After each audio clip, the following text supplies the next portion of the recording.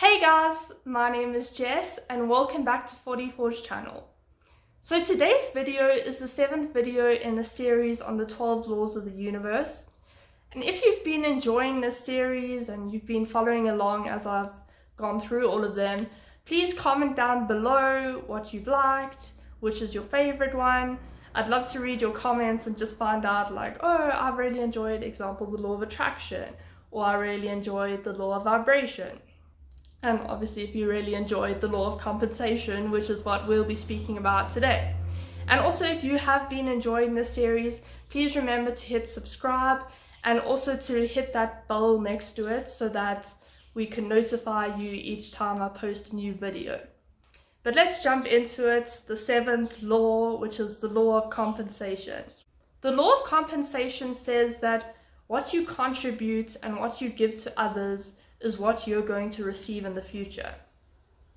So if you put a lot of effort into something, if you put a lot of work into something, then you will be rewarded for that work and effort in the future. And if you go out of your way to help people and to serve people, then in the future you will be rewarded for serving and for being so generous and loving towards others. So what you put out basically is what you get back. The work that you put in is what you get back. When we hear the word compensation, the image that usually comes to mind would be money. And while the law of compensation, it definitely does work with money.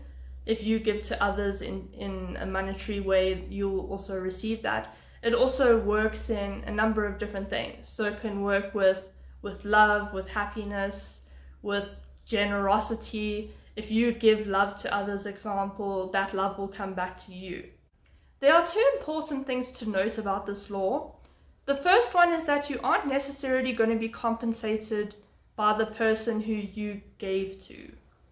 So example, if you are always going out for coffee with someone and you're always paying for their coffee and they never ever pay for your bill or anything like that, you might think, oh, it doesn't work because I always give to this other person and they give nothing in return.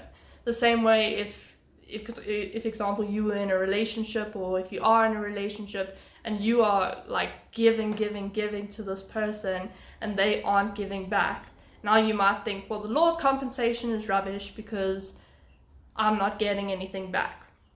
But what's important to note about the law of compensation is that the person you're giving to isn't necessarily going to be the thing who's compensating you. It could be person B, example. So maybe you're giving to this person and then maybe a person B can pay for your coffee the next time you go out. Or maybe you'll get into a relationship and this person will show you the love that you gave to this other person. So that's, I think, is an important thing to note, is that if you're like, I'm giving to this, and like, I'm not getting anything back, the law of compensation is saying like, hold up, you can be compensated in a number of different ways. And it's not just, I mean, those people could, example, treat you horribly, but you still will be compensated for your efforts, but just not there. You'll be compensated elsewhere. Then the second thing which I think is important to note is that the law of compensation works over time and it's not necessarily going to be instantaneous. So example, if you give a lot of money and effort and time to one person, you're not going to see your compensation immediately. It might be, example, 6 months or 2 years until you receive that.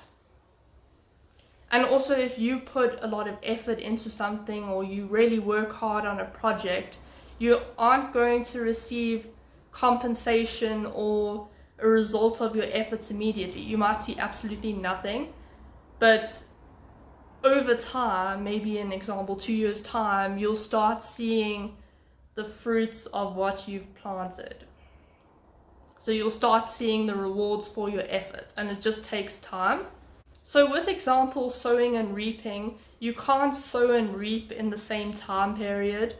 Like I don't know about you, but have you ever seen somebody plant a seed and at the moment that they plant the seed, there's a tree in its place?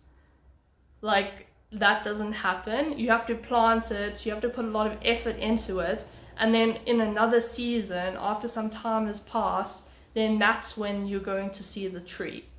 And also, it's not necessarily just going to be, oh, like nothing and then suddenly it's a tree. It might be a gradual process. What we can see with like flowers and trees, it is a gradual process. It like grows slowly, and then all of a sudden it grows like a lot in the future. So it takes small steps in the beginning, and then like in the future, when a lot of time has passed, it could be like a big change. Having said this though, you could still sow and reap at the same time, and I'll give you an example of how this could come about. So imagine I go out of my way to help person A with something. They go on their way and they're super happy because I helped them with a particular thing and I feel really good about it. Then what happens is that I'm not immediately compensated with that. In fact, nothing is coming my way. And then I'm just like, okay, cool. And then I go on to person B. And then with person B, they needed help with something, a different thing. And then I provided a service and helped them with that. And then they went on their way. And then maybe now I get compensated for person A. So the effort that I put in for person A, maybe now suddenly I get invited to an extravagant event, example, and it's like very exclusive and there's like lots of networking opportunities there. So then I'm like, okay, cool, I go to that event, and then at the event there's a person C, and then person C is saying that they're looking for money, example, and would I be willing to invest in them, and then I do that. And then at the same time, then I'm compensated for what I gave to person B. So remember, I gave person B help. So it's like, it could, you're getting compensated and you're giving at the same time, but you're getting compensated for the previous thing. And I mean, I'm sure it's not a particular order. It's not like, now you're getting compensated for person A, now you're getting compensated for person B, now you're getting compensated for person C. You could be, oh, now you're getting compensated for person C, now you're getting compensated for person A, now you're getting compensated for person Z, now you're getting compensated for person F. So you will get compensated by all of those things in the future, and if you are constantly giving and helping others, then it is all going to look like a constant instantaneous thing. Then just speaking about money specifically, there's this man called Bob Proctor, and I'll include his information in the description box below, but he said that the amount of money that you earn is going to be an exact ratio to 3 different things. So the first thing is the need for what you do, the second thing is your ability to do this thing, and the third thing is the difficulty there is in replacing you. So let's look at all of those individually. So the first one was need for what you do. So example, if you are living in a society and everyone loves eating cakes, like everyone just loves eating cakes, and you are this person and you make cakes, then obviously people are going to pay you because they enjoy eating cakes. But if you live in a society where everyone hates eating cakes, they're actually disgusting, they don't like them at all, people are anti-carbs, they think cakes are the worst things that have ever happened to society, then if you are making cakes, you're not going to earn any money because people don't like cakes. The same with, example, the entertainment industry. So people will pay, especially top actors, a lot of money because people like to be entertained. Comedians earn a lot of money. I'm saying top comedians earn a lot of money because people like laughing. So there is a need for people in the entertainment industry. Then the second one was your ability to do it. So let's go back to the cake example. So say we live in a society and everyone loves eating cakes and we're this cake maker. But now imagine that we make the worst cakes in the world. Every time we make a cake, people get extremely sick and it's just bad. Like, we should just not be in a kitchen. Then do you think that people are going to pay you money if you make terrible cakes? No, they're not going to do that. An example, especially when it comes to competition, if somebody else is making extravagant cakes, they can just go somewhere else. So you really have to have a skill in that thing if you want people to pay you. So with the acting thing, if you're a terrible actor, like you're not going to get paid for that, because you're not like differentiating yourself. You need to be really good at the thing that you're doing. And then the third one, which kind of stems from number 2, is the difficulty there is in replacing you. And it actually kind of stems from both of them, like 1 and 2. So if you are, it's like you kind of have to really differentiate yourself to make sure that you don't get replaced by someone who's better than you. So with the cake example, say like 20 people are now making cakes. You can be easily replaced if you're going to make terrible cakes. Like, you need to do something is incredible. Like, your cakes have to dance on the ceiling and sing songs. Like, well, if there's a need for that example. But like, you need to differentiate yourself so that people will keep coming to you. So if, example, you stop making cakes, it would be a catastrophe for people, because like, you were the only one who made cakes to that standard. So this means that whatever you're doing, you need to make sure that you are doing it to the best of your ability, and you have to be better than those around you if you aim to earn a lot of money for it.